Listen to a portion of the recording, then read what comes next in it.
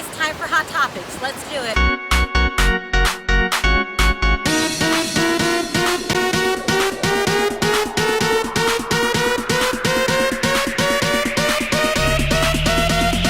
Hi guys, so today I want to share another story with you. Today I want to talk about Real Housewives of Beverly Hills, Dorit Kemsley, and is she a swindler or a sitting duck?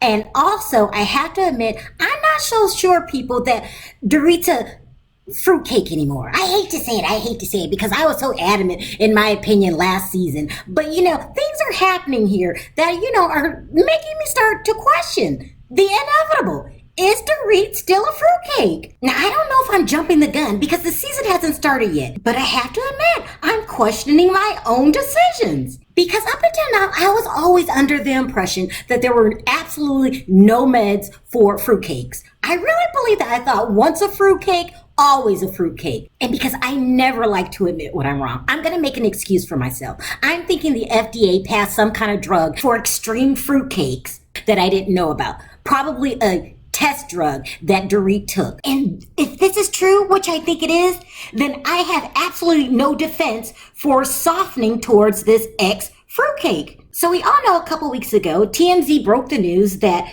Dorit and Paul, her husband, PK, were being sued by an ex-partner that they went into business with for this bathing suit company that we saw all last season long. Remember, she named the bathing suit after everyone except Camille and Teddy. Now remember, that's before she took her fruitcake medicine. According to the partner, they all owned a third of the business, and the partner, according to him, lent them $130,000 up front for merchandise, plus an extra $75,000 for other expenses. Now, the ex-partner, whose name happens to be Ryan Horn, says he never saw a dime of that money back. He said PK sold those bathing suits for a huge profit and lined his own pockets and didn't give Ryan a single penny.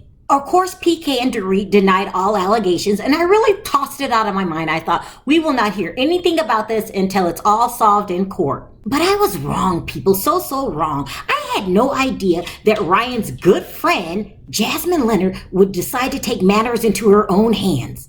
Now, for some strange, unknown reason, Jasmine has decided to fight all out for her good friend Ryan. She wants that money back, and she wants it back now. And she wasn't shy about it, people. She started posting things on the internet, calling Dorit a fraud. She says scam. She says that, she has multiple accents. Well, she kind of does have a lot of accents. She said that we might get to see her take Dorit down, and it's going to make an interesting storyline. She said she was going to make Dorit regret coming back if it was the last thing she ever did. Now, this is extreme anger here. I said, oh my gosh, this woman's very, very upset. But this isn't her money. This is her best friend's money. But some people really love their friends like that.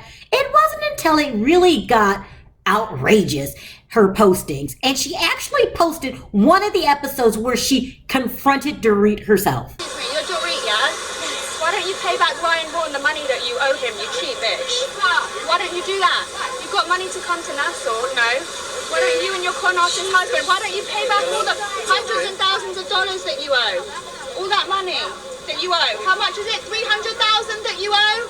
Why don't you give me the money back? Wow. Now, I'm always down for a good argument, but for some reason, this is borderline schizophrenic. This is just a little too out there for me, especially for you not to be the victim. Now, I understand you could feel really bad for your best friend, but this is a bit extreme. Then I started thinking a little further into it. Really, Jasmine? You really expect me to believe that this meeting was a by-chance coincidence? Or are you some kind of strange stalker? And I'm really gonna need you to explain this to me as if I was a 3-year-old. How is this helping your friend? Harassing his so-called swindler? So then I started looking into this woman's background to find out she's a full-on nut job. I found out she's an ex-reality star that's really, really hated by many people. She posts weird things on her Twitter account, accusing Muslims of being terrorists. Okay, Looney Tune. Then I start feeling a little bad for Dorit. You do run into nut jobs that are looking for money all the time. Could this be Dorit's problem, people?